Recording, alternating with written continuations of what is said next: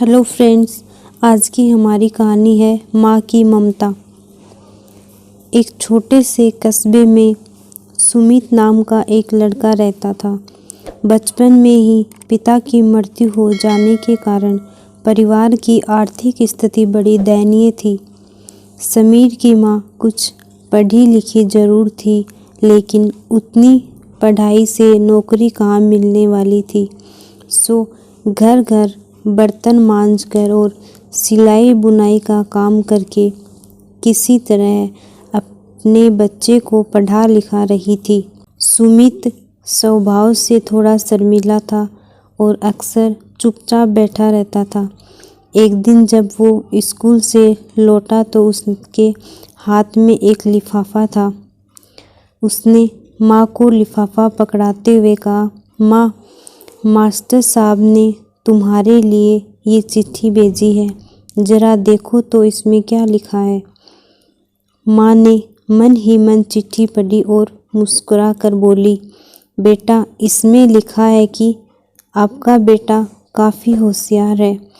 इस स्कूल के बाकी बच्चों की तुलना में इसका दिमाग बहुत तेज है और हमारे पास इसे पढ़ाने लायक शिक्षक नहीं है, इसलिए कल से आप इसे किसी और स्कूल में भेजें। यह बात सुनकर सुमित को स्कूल न जा सकने का दुख तो हुआ, पर साथ ही उसका मन आत्मविश्वास से भर गया कि वो कुछ खास है और उसकी बुद्धि तीव्र है। माँ ने उसका दाखिला एक अन्य स्कूल में करा दिया। समय बीतने लगा। सुमित ने खूब मेहनत से पढ़ाई की। आगे चलकर उसने सिविल सर्विसेज परीक्षा भी पास की और IAS ऑफिसर बन गया। सुमित की माँ अब बूढ़ी हो चुकी थी और कई दिनों से बीमार भी चल रही थी और एक दिन अचानक उनकी मृत्यु हो गई। सुमित के लिए ये बहुत बड़ा आघात था। वह बिलख बिलख कर रो पड़ा। उसे समझ नहीं आ रहा था कि अपनी माँ के बिना वो कैसे जिएगा।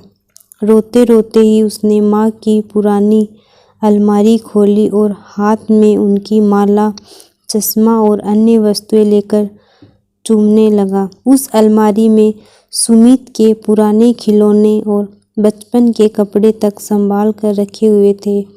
सुमित एक एक कर सारी चीज़ें चूमने लगा और तभी उसकी नज़र एक पुरानी चिट्ठी पर पड़ी। दरअसल ये वही चिट्ठी थी जो मास्टर साहब ने उसे 18 साल पहले दी थी। नम आंखों से समीर उसे पढ़ने लगा। आदरणीय अभिभावक, आपको बताते हुए में अफसोस हो रहा है कि आपका बेटा सुमित पढ़ाई में बेहद कमज़ोर है और खेल कूद में भी भाग नहीं लेता है।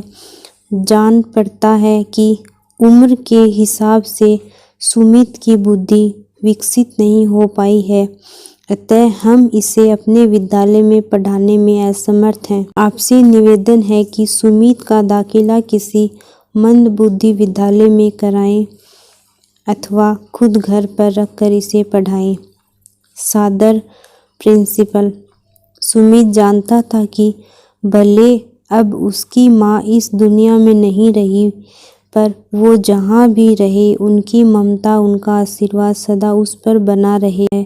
हम पढ़ लिख लें, बड़े होकर कुछ बन जाएं, इसके लिए वो चुपचाप न जाने कितनी कुर्बानियाँ देते हैं। अपनी ज़रूरतें मारकर हमारे शौक़ पूरा करती है। यहाँ तक कि संतान बुरा व्यवहार करे तो भी माँ उसका भला ही सोचती है। सचमुच माँ जैसा कोई हो ही नहीं सकता।